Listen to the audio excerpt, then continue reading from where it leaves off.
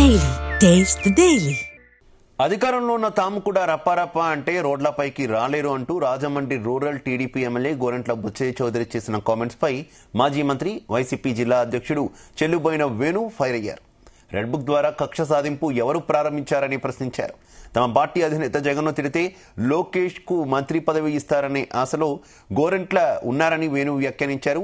40 ఏళ్ల సీనియర్ గా చెప్పుకునే బుచ్చయ్య చౌదరి 18 నెలల కూటమి పాలనలో ప్రభుత్వం నుంచి ఏమీ సాధించలేదని తీవ్రస్థాయిలో మండిపడ్డారు.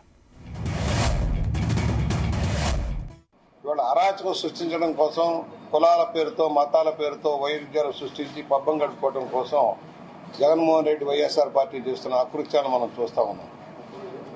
రప్ప అంటారు. మేకపోతులు కోసి రక్తం చేస్తాం, అలాగే మనుషులు కూడా చంపుతామని హామీలు ఇస్తా ఉన్నారు.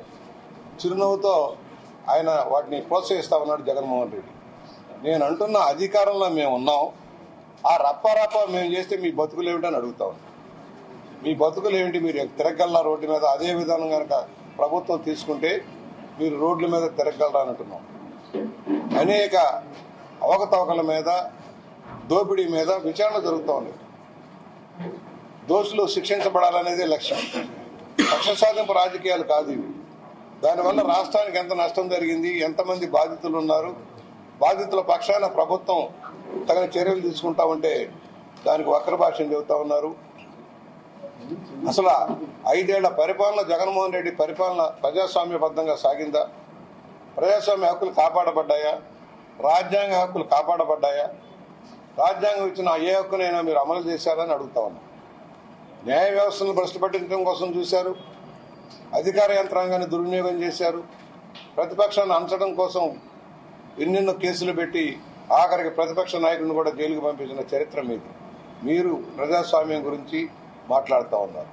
ప్రజలకు మాటించి ఓటేయించుకుని మోసగించినటువంటి నీ ప్రభుత్వాన్ని నీ సీనియర్తో ప్రశ్నించి ప్రజలకు మంచి చేయి, అప్పుడు నువ్వు అప్పుడు అయిపోయి ఈ రకంగా మాట్లాడితే నేను అనుకుంటే బాగుంటాడు అనుకో, తప్పలేదు అనుకో, ఎవరు కాదన్నారు.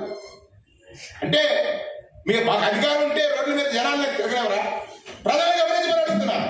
ఇవాళ బుచ్చయ్య చౌదరి గారు ఇచ్చిన స్టేట్మెంట్, అధికారం ఉంటే సామాన్యుడికి రక్షణ ఇవ్వం, మా ఇష్టానుసారం పాలిస్తాం అన్నట్టుగా లేదా? సామాన్యుడు రోడ్డు మీద తిరగల్లా మేము అనుకుంటే, అంటే అనుకోవటం అంటే ఏంటి? అధికారం ఉంటే సామాన్యుడికి బ్రతికే హక్కు లేదా? లేదు అనేటట్టుగా మీ మాటలు ఉన్నాయి.